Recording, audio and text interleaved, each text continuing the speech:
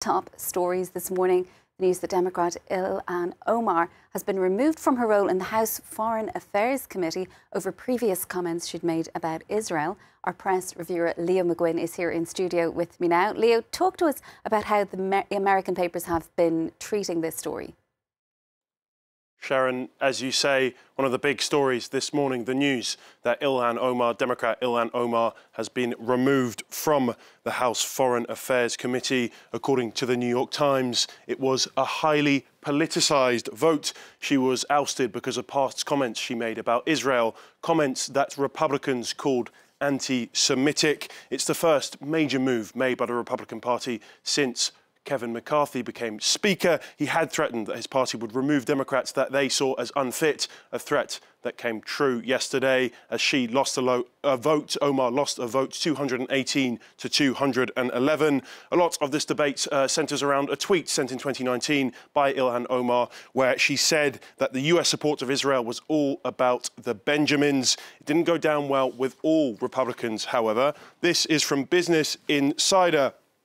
Two members of the party, Ken Buck and Mike Simpson, called it the stupidest move in the world. They said it risked Omar becoming a martyr. When realised that they'd been overheard, they asked those around them not to tell the leadership of the party.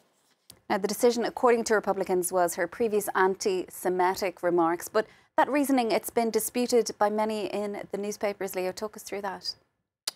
Well, according to Forward, which is a US-based Jewish publication, this move has nothing to do with anti-Semitism. It's all politics. It's purely about Republicans flexing their muscles. They note the fact that, in fact, 90% of the Jewish members of the House voted against the move of ousting her. And according to this opinion piece in Mother Jones, Omar was only kicked off the committee because she is a black Muslim woman. They called it a mix of Islamophobia and racism, and say that Republicans were waiting for any excuse to oust her.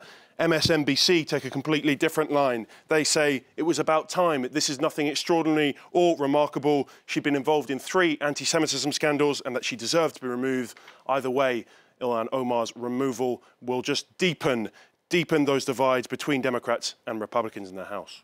Taking a look at some of the French papers then, Leo, the Syrian president is the focus of one of them in particular. What are they saying about him?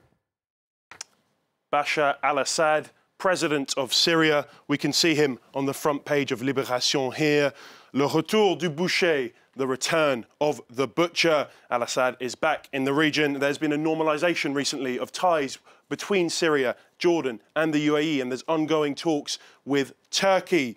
This is despite accusations of war crimes and torture in the country and most of the population being in extreme poverty and lacking supplies. Libération actually have a full 2-page spread on al-Assad, the dictator, as they call him. They note that the country has become the largest producer and trafficker of the drug Captagon, which is a synthetic drug. It's flooded Gulf states and has started to enter the US. Now they say al-Assad is being protected by Russia and Iran, and that the war in Ukraine has propelled Syria and al-Assad to the back of people's minds. But al-Assad might use the conflict to make a return to the international political scene. Staying here in France then, Leo, and where a Mafia member who was on the run for over a decade has finally been apprehended. This is the extraordinary story of Edgardo Greco, an Italian mafia boss wanted for murder. We'll see here in Le Monde. He was on the run for 16 years. He was keeping his head down, running a pizza restaurant here in France in Saint-Étienne.